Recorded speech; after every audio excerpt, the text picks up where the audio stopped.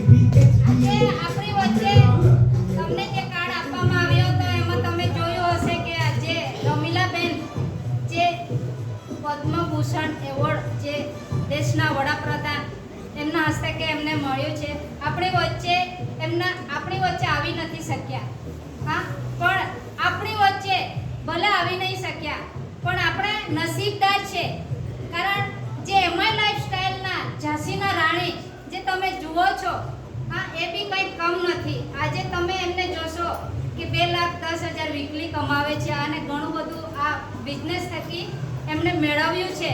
તો એમના હસ્તકે એમને આપણે માન સન્માન આપીશું. તો તમારી જોરદાર તાળીઓ સાથે મ્યુઝિક સાથે CTC leader Varsha madam please stage પર આવજો. જોરદાર તાળી દઈએ.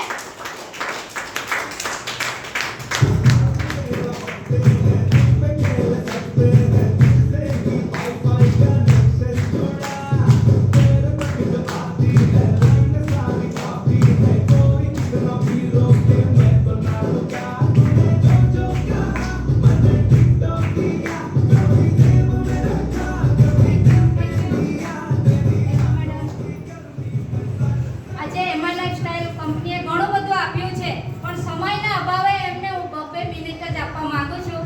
તો તમારી જોરદાર તાળી સાથે હું માઇક હેન્ડઓવર કરું છું.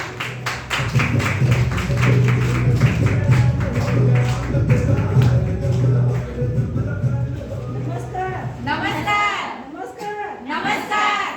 નામ છે સંગીતાબેન દીપકભાઈ કાપુરે, રહેવાનું સોનગઢ, ભણતર જોયા જાય તો કારણ જો પહેલાં આવી ત્યારે બી તે કીધું કારણ પ્લાન બતાવવાનું હતું ને હમણાં જે કંપનીના રૂલ છે એ પ્રમાણે અમારે આવું કર્યું. એટલે હવે મેં મારી જે કહાની છે એ કઈ બતાવવા સાંભળો, તૈયાર છો? યસ. નામ છે સંગીતાબેન દીપકભાઈ કાપુરે, રહેવાનું સોનગઢ, ભણતર જોયા જાય હતા. હું સોનગઢના અંદર રહેતી હતી ને અમારા મરાઠી લોકોમાં શું હોય છે, 12 કે 13 વર્ષના થાય એટલે લગ્ન કરી નાખે. છોકરાવાળા આવી જાય એટલે મમ્મી પપ્પાને સારું લાગે તો કરી નાખે. પણ મારી ઈચ્છા હતી ભણવાની, પણ મમ્મી પપ્પાએ મારા ભુવા લોકો આવ્યા એ લોકોએ કીધું એટલે એમ કે ના સારું સ્થળ આવેલું છે એટલે સંગીતાનું કરવાનું છે. એટલે મમ્મી પપ્પાએ કીધું એટલે લગ્ન કરી નાખ્યા એટલે ભણવાની ઈચ્છા મરી ગઈ. હવે લગ્ન થઈ ગયા તો પછી ઘરવાળા હારો મળે તો સારું, ઘરવાળા હારો હોય કે ભણાવા, પણ ભણાવા કેવા પૂરતું કહેતા હોય છે કે ભણાવતા પછી 2 છોકરાઓ થઈ ગયા અને પછી પરિવારની જવાબદારી વધી. જ્યારે અમે અલગ થયા, હવે પહેલાં એક સાથે ઘરના અંદર રહેતા હતા, 15 થી 16 જણા જે જેઠાણીઓ હતા. પણ 2 વર્ષ પછી કે 2.5 વર્ષ પછી અમે અલગ નીકળ્યા ત્યારે જવાબદારી વધી. ઘર હતું મારું ભાડાનું, હવે છોકરાઓ પણ હતા, પણ ભાડાના ઘરમાં ઇન્કમ મારા ઘરવાળાની ઇન્કમ કેટલી હતી? ફક્ત ને ફક્ત 3,000 2004ની હતી. હા, તો ત્યારે 3,000 રૂપિયા ઇન્કમ હતી. તો પછી મને એવું થતું કે મારા ઘરવાળાનું 3,000 રૂપિયામાં હું થાય દીધું. એમ કરીને હું ઘરે બેસીને છોકરાઓના સાથે સાચવીને ઘરે બેસીને કામ. તો એ કામ હતું તો ઘરે બેસીને એવું તો લેડીઝ શું કરી શકે છે? છોકરાઓ બી હાજર જાય એમ કરીને હું લોકોના ગોધડા સીવતી હતી. હું સીવતી હતી ગોધડા. ઘરે બેસીને લોકોના ગોધડા સીવતી હતી. એ ગોધડાની કિંમત કેટલી મળતી મને? મજૂરી કેટલી મળતી ખબર? આખા દિવસના અંદર 30 રૂપિયા. કેટલા? 30 રૂપિયા. હવે 30 રૂપિયા તો 30 રૂપિયામાં મેં શું કરતી ખબર? સવારે 10 વાગે ગોધડું સીવવા માટે લઈ જાઉં, 4 વાગ્યા સુધી સીવી નાખતી અને સીવીને એ ગોધડું આપી આવું અને એ 30 રૂપિયા મને મળતા ને તો એ 30 રૂપિયામાંથી હું 10 રૂપિયાનું શું કરતી ખબર? 3 રૂપિયાની દાળ, 3 રૂપિયાની ખાંડ, 3 રૂપિયાનું તેલ અને 1 રૂપિયાની ચાલી જઈને સાગી થઈ જાય, ચાલી થઈ જાય એમ કરીને મેં એ રીતના કામ કર્યું. પછી જેમ જેમ છોકરાઓ મોટા થયા તેમ તેમ જવાબદારી પણ વધી. તો પછી મેં ગ્રુપ લોનો ચાલુ કરી અને ગ્રુપ લોનો ચાલુ કરીને બહેનોને લોનોનું કામ કર્યું 6 વર્ષ સુધી. પણ એના માટે રામ રામ અહીંયાથી અહીંયા કર્યું કારણ લોકો લઈ લઈને ભાગી જાય છે ભરવાની જવાબદારી આપણા. એટલે પછી આવી રીતના આપણી એમએલએસ કંપની છે, એવી રીતના બીજી જે કંપનીઓ છે એનામાં બી મેં કામ કર્યું પણ એનામાં મને રિઝલ્ટ બી મળેલું. એટલે આ કંપનીમાં પણ મેં આવતી નહીં હતી, પણ અહીંયા મને લાવવાવાળા મારા હસબન્ડ છે એમને મને જોરદાર તાળીઓ થઈ ગઈ. તો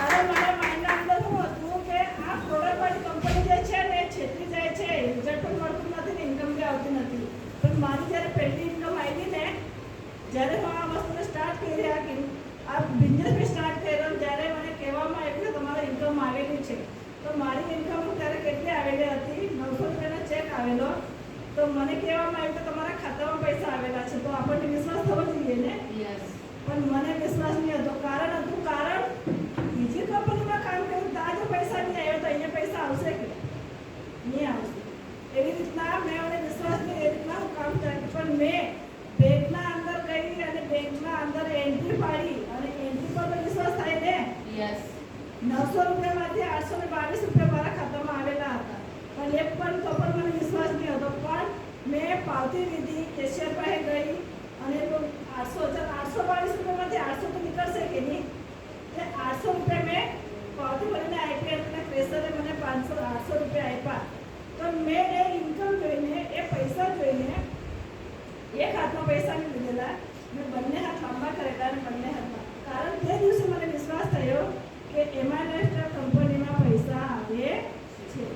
જો 900 રૂપિયા આવી શકે છે તો 2,10,000 કેમ નહીં આવે? જોરદાર તાળીઓ થાય. આપણને શું લાગે છે કે આપણે જે કામ કરીએ એનામાં ઇન્કમ નહીં આવે? ના, કામ કરવાનું આપણા પર હોય છે.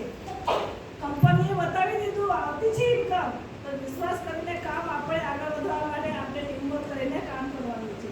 અને એના માટે જે કામ આપણે કરતા છે ને, એ કામ કરવા માટે આપણને, હવે તમે લોકો નવા લોકો બી આવેલા છે, એમને નથી ખબર કે કઈ રીતના કામ કરવાનું છે. હું તો પ્લાન બતાવ્યો, પણ તમને ત્રીજી વસ્તુ, મેં 3 વસ્તુ કરવા કીધેલા.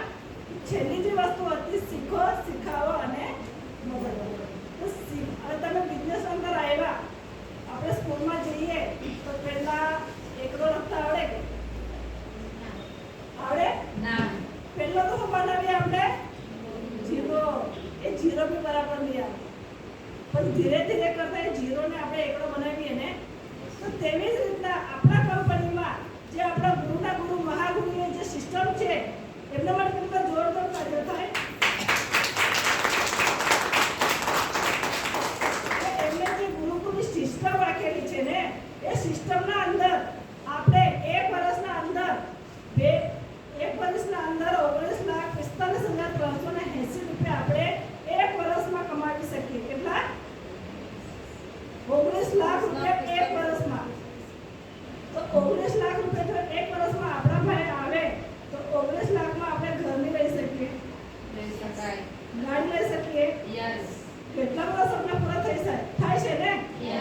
તો મેં આ એક કંપનીમાં આવીને મારી જ્યારે પહેલી ઇન્કમ આવી ને, તો હું પહેલા મારા સપના એવા પણ નહીં હતા કે હું સાયકલ લઈને ફરું, કે મારા છોકરાઓને સાયકલ લઈને આપું. પણ અહીંયા આપણા બિઝનેસના અંદર આવી તો આજે હું અહીંયા આવીને 2 વ્હીલર પણ વેચી દઉં.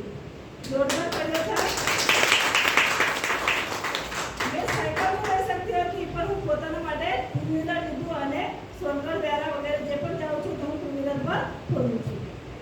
નાના હતા ઘરના અંદર રહેતી હતી, ફક્ત હોલ અને કિચન. એનામાં તો સામાન એટલો કે જમવા બેસવા માટે છે ને, આ 2 લાદી છે, આટલી જ જગ્યા રહેતી હતી. ઘર નાનું હતું, પણ આ કંપનીમાં આવીને હું આજે 3 BHK ના ઘરમાં રહું છું.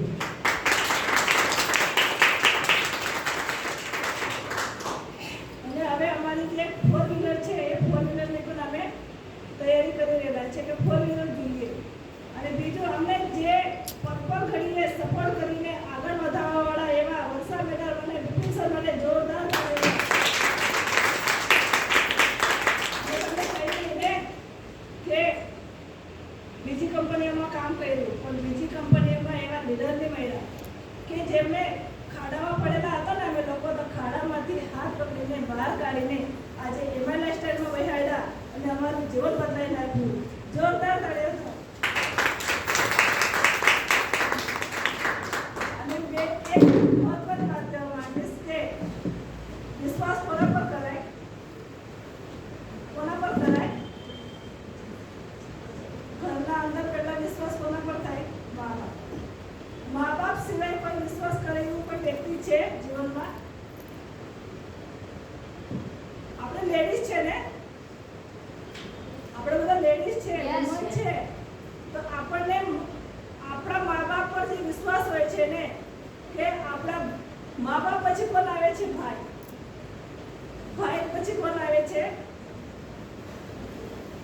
કોણ આવે છે? બરાબર. પણ જે મા બાપની જગ્યા છે એ મા બાપની જગ્યા આજે હું સાચું કહેવા માંગીશ કે બિપિન સર અને વર્ષા મેડમ બંને જણાએ એટલો મને